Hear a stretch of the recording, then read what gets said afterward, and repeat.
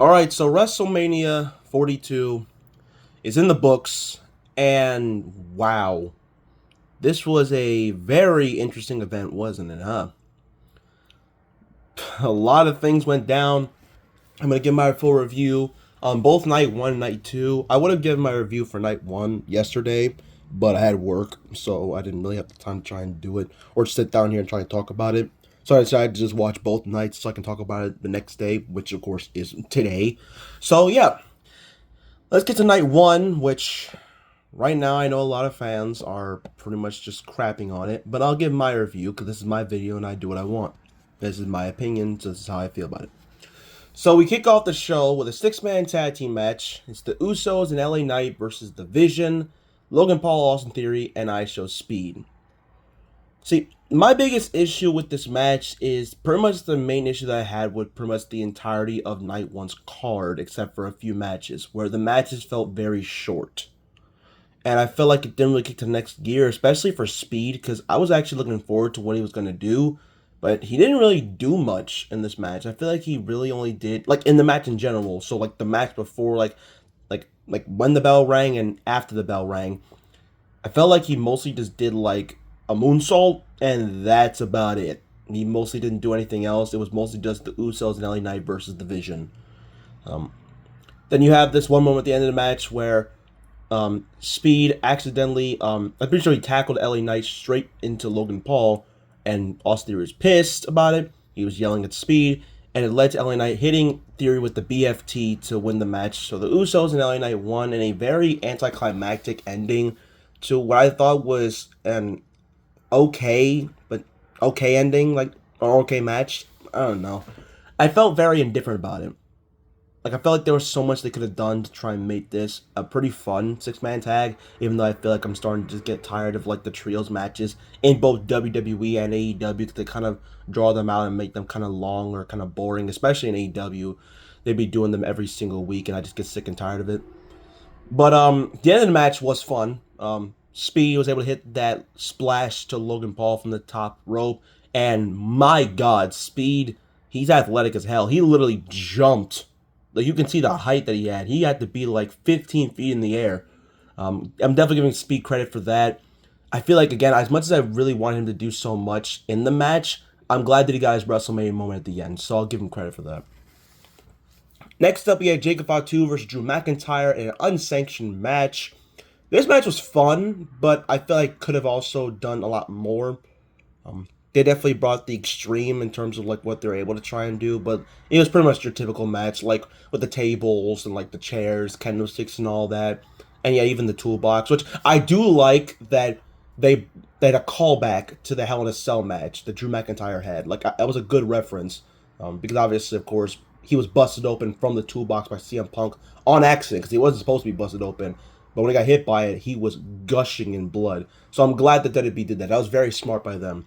But the match was fun. Like, I felt like it wasn't like great or like amazing, but it was like, it was passable for what it was. Like, still able to do what it can do to try and have two tough guys battling it out in the type of match.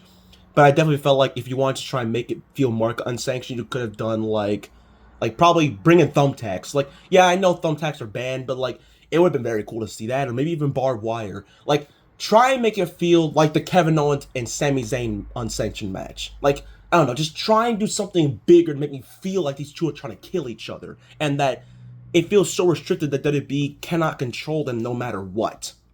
So yeah, but Jacob Fatu wins. Good win for him. I didn't expect Drew to win this match. I had Jacob winning all the way through. Even if there was a speculation that Drew was potentially not taking time off because he probably was already filming the Highlander movie, I still had Jacob winning regardless. But yeah, good win for him.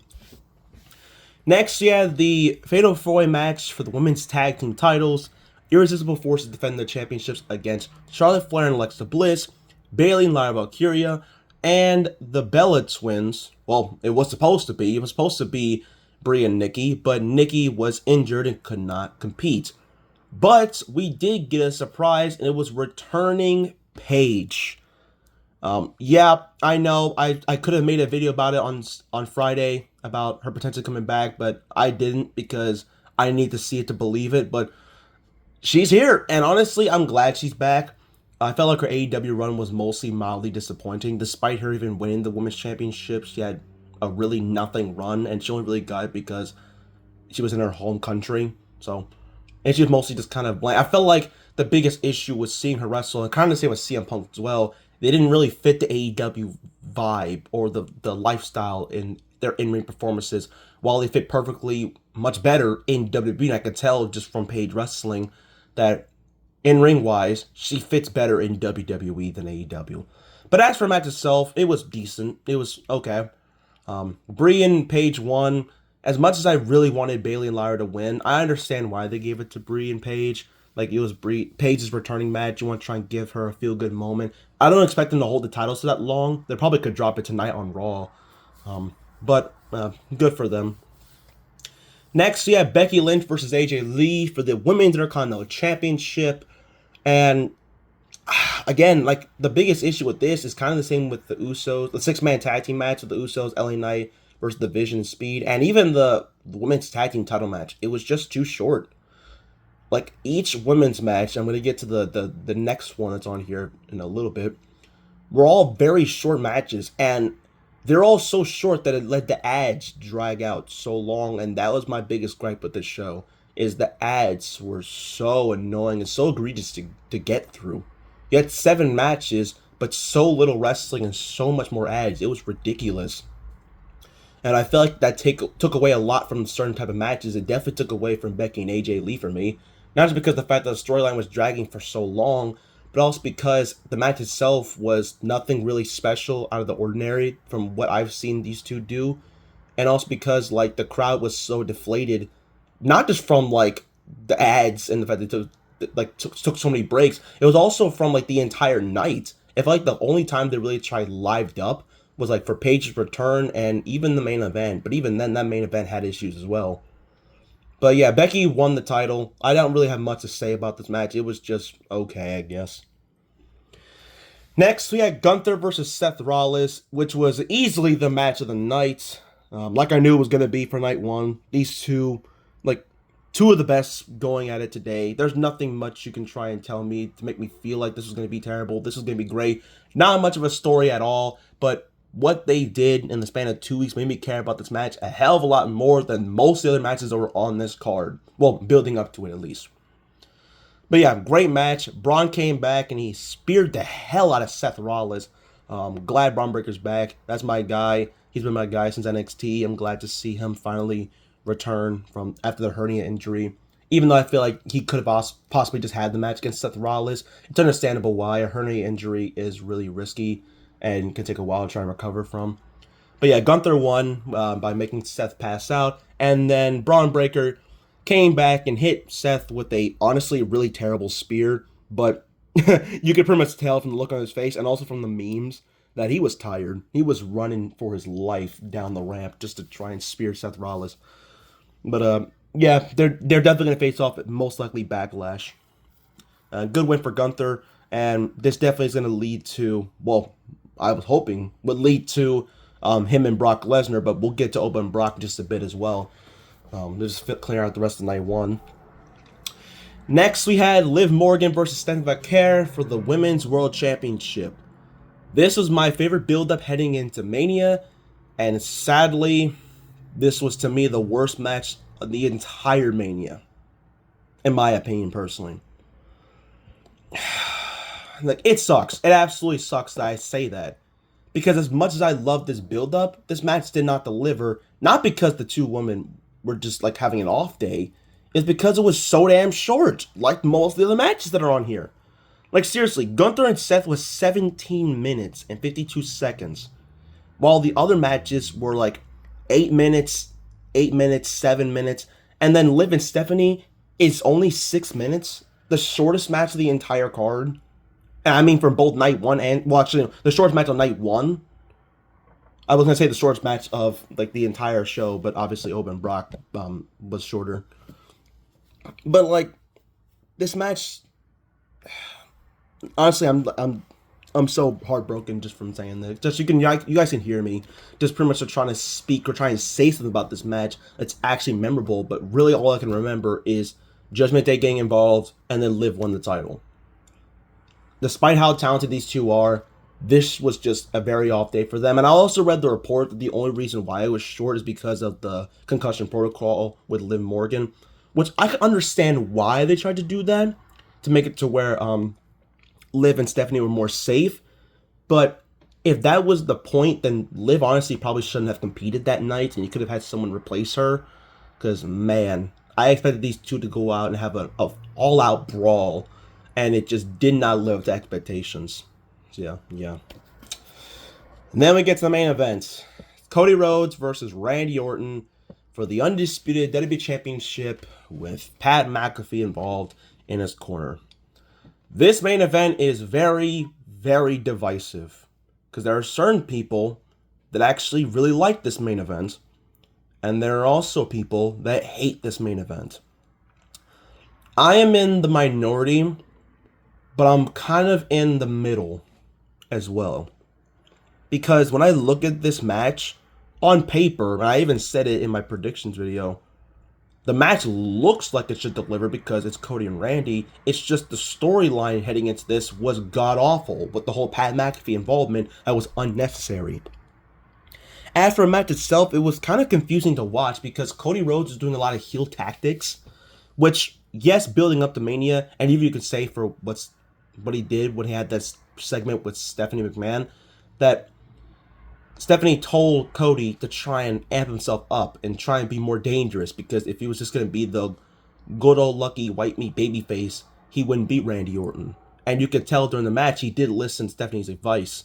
But honestly, even with that, this match kind of felt very slow and dragged on for so long. It didn't really catch the next gear until the very end of the match, when Cody had that low blow and then Randy countered it with an amazing RKO counter. That was very, very good. And then Pat McAfee came out after he got attacked by Jelly Roll before the match even started, which I'm going to say right now, that table like full on imploded. Like every bit of wood that is on that table is gone from Jelly Roll. And I'm actually glad they did that at the start of the match to take him out of it so it can just focus on the two guys that actually matter, unlike the one guy who had no business being there. But yeah, Pat came back, neck brace and all, referee shirt, and he gave Randy a slow count, which this is the part of the match that really, really confused me. Because with him being the guy that's trying to save wrestling, you would think that he would try and fast count for Randy Orton, but no. That was probably the slowest ref count I think I've ever seen in my life. And with someone who's not knocked out, like, of course, like the ref gets knocked out and they be counting so slow. No, Pat was not knocked out. He got in the ring and he's counting literally almost like a sloth, and that allowed Cody to kick out. And then Randy just RKO's Pat McAfee, and then Cody Rhodes hits him at the crossroads, and bam, match is over. They tried to call back from the Elimination Chamber match, but it didn't really work here. As for the match itself, I thought it was an okay main event in terms of in-ring quality. It's just the story being told in the match with Cody focusing on Randy's back, all the heel tactics he was doing, and then eventually at the end of the match where like he takes advantage and wins, and he looks like he's a heel just to be attacked by Randy Orton after the match with a punt kick. It's just, nothing made sense here. It was completely confusing, man. And speaking of that punt kick, I'm hoping Cody's okay because he suffered a nasty, and I mean nasty eye injury. I'm not showing it in this video. You'll have to look it up because I can't really try and show it here on YouTube because I might get banned. Or, yeah, this video might get taken down either. Honestly, either one of those, and I probably just no longer have a YouTube page anymore. But yeah, overall, night one was kind of a mess. I thought it was a fine event. It was just the ads, the short matches, and everything heading into it just made it a WrestleMania that ended with, honestly, disgust from a lot of fans, including myself. Night two, on the other hand, now that is a different story, because I generally thought heading into night two, we would see an even worse Mania. But, oh man, were we wrong. We kick off the night with Oba versus Brock Lesnar, and man, oh man, did they book this match perfectly. You had Oba and Brock going at it, stare down, two beasts colliding. Brock was dominating some part of the match, same with Oba Femi. Brock counters the uppercut that Oba was going for, hits an F5, And you would think, of course, that Oba had a chance to kick out. But no.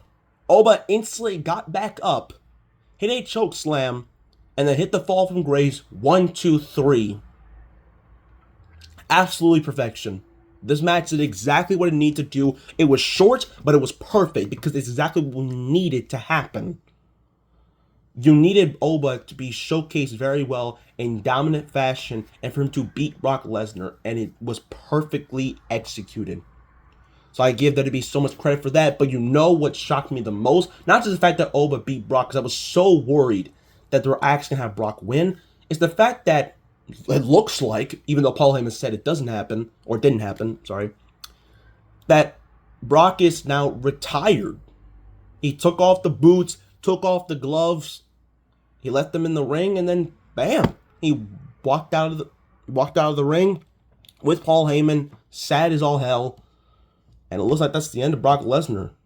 Like, damn, that's just crazy. Like, despite all the things that was going on with Brock Lesnar, he's still a part of my childhood. So I was kind of emotional just watching that. And just from that alone, WWE, you know what you have to do. You have to strap the rocket to Obafemi. He potentially retired Brock Lesnar.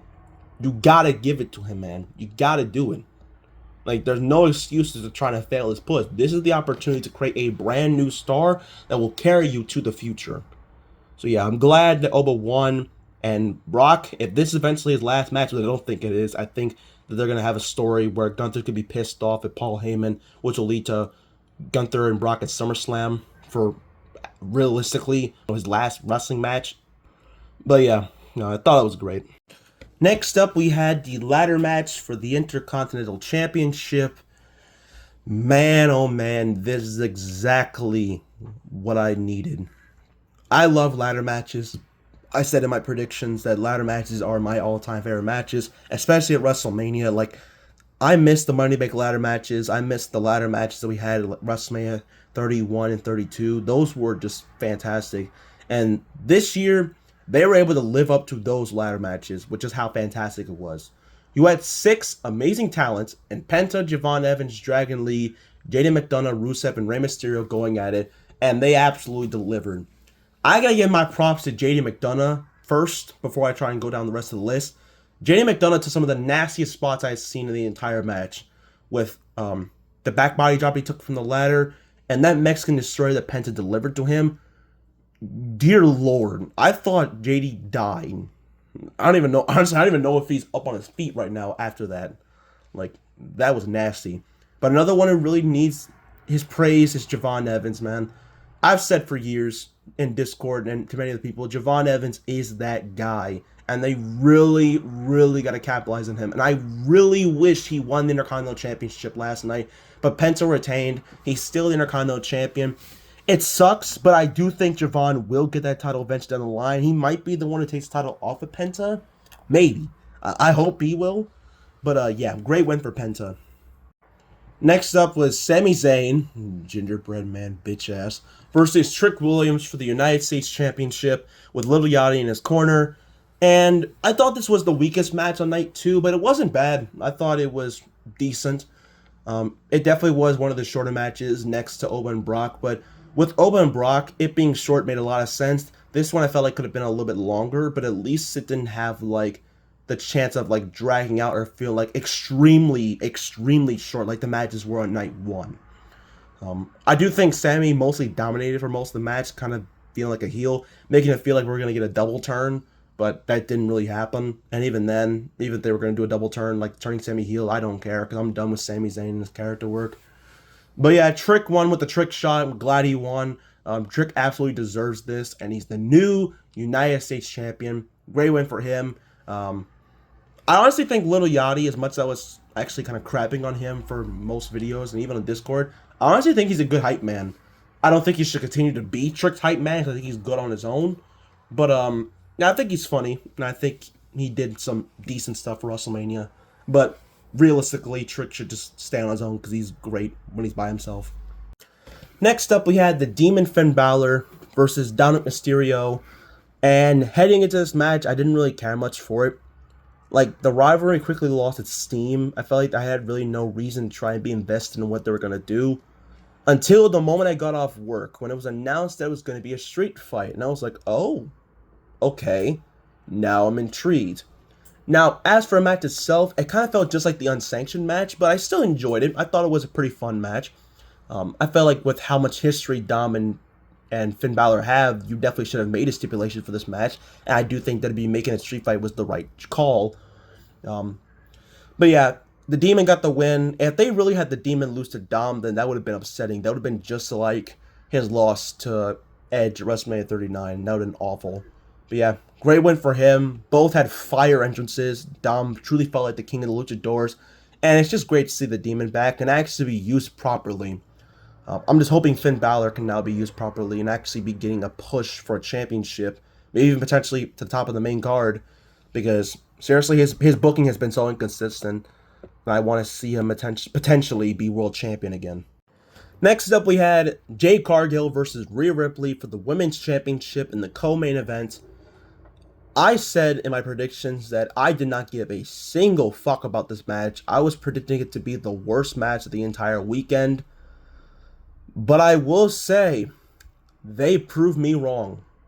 Despite how much I've been crapping on Jade Cargill, like seriously, I would even do it in WWE, she actually impressed me last night. She actually was able to pull off certain moves I didn't think she would pull off. Like hell, she hit the one-winged angel. And Rhea kicked out of it. A little upset that she did, but you know what? I'm actually glad she did hit the one-winged angel. But yeah, I'm glad Rhea won despite the interferences with Meech and B-Fab and Io Sky. I know some fans are not happy about this because they're just tired of Rhea Ripley being at the top of the card. And as much as I wanted to try and be that type of guy as well, I was just done with Jade Cargill's run. I just really wanted to see Rhea become champion, or just anybody on that roster win the title, so we can finally have a champion that actually can do something with that title instead of just holding it hostage for 169 days with only one title defense. So yeah, Rhea won, thank the Lord. Oh yeah, it was like a solid match. Solid match for a match that I was really shitting on to be the worst match the entire weekend. And then we get to, potentially, the best match of the entire weekend. The main event for the World Heavyweight Championship. CM Punk versus Roman Reigns. Man, this was just special. From top to bottom. From the entrances all the way to when the bell rang for when the match was over. Roman Reigns coming back to his OG Head of the Table theme song. Golden Glove and all. It just felt historic. And then CM Punk coming out to his Ring of Honor theme. Like, a tear came out of my eye from the moment I heard that song. That song is fantastic, and as much as I really wanted to see him like have that theme song throughout his whole entrance, it's understandable why, because of course Cold Personality is such an iconic theme song for him as well. But yeah, this match felt like a WrestleMania main event. The last time I really felt this way in terms of like the energy for a WrestleMania main event, and even just the whole entire show in general, was WrestleMania 40 Night 2 when I was there live in person. This is exactly what you needed. This is exactly what WWE needed, is the passion and love. Because seriously, 2025 and the start of 2026 has been very, very rough. With the creative booking decisions, TKO on their bullshit, and the whole lot of things going down that have just made WWE an unwatchable product for a lot of fans. This match, to me, restored that feeling for me and made me feel like the main roster finally has purpose again. It was your old school classic wrestling main event that was badly needed and had the crowd on their feet the entirety of this match. And even though I feel like with Roman Reigns hitting CM Punk with the steel steps, and I felt like you could have just easily rang the bell, even with that, this was still a spectacular main event. Roman Reigns won, and I said in my predictions I wanted CM Punk to win. Am I upset that Roman won? Yes, a little bit. I really wanted Punk to retain because I felt like I was so worried with Roman holding that championship and just holding it forever and being a part-time champion. But Roman said on the post-time conference, whatever the hell you want to call it, that he said he was going to be a full-time champion again. He wants to try and switch up the schedule that he had as a part-timer and actually try and show up every single week. Now, for that, I'll have to see it to believe it. He's definitely showing up on Raw tonight. That's one thing I do know because he's advertised for it. But overall, just a fantastic main event for overall an amazing show. Like night 2 and night 1 is so funny because like night 1, while I thought it was fine, is being considered to be one of the worst shows ever. While night 2 is now being considered to be one of the best shows that WWE's delivered in a long ass time. Like it's generally crazy. Like you could easily say that night 1 was booked by TKO and night 2 was booked by the creative team. And I wouldn't disagree with you. Hell, I can even show like the photo. I have it right here in this video, so you guys can see it by Wrestlemania. Like, there's really no difference. Like, it's realistically just showing proof just from how night 1 was and how night 2 was. But yeah, this was a complete roller coaster of emotions. A very confusing, but honestly, a very conflicting WrestleMania. I can't wait to see what they can do now, because Raw, of course, is tonight, so I'm hoping they can deliver a very good Raw at WrestleMania like they did last year, which that Raw was 100% better than whatever the fuck was on WrestleMania last year. But yeah, that's all I gotta say, man.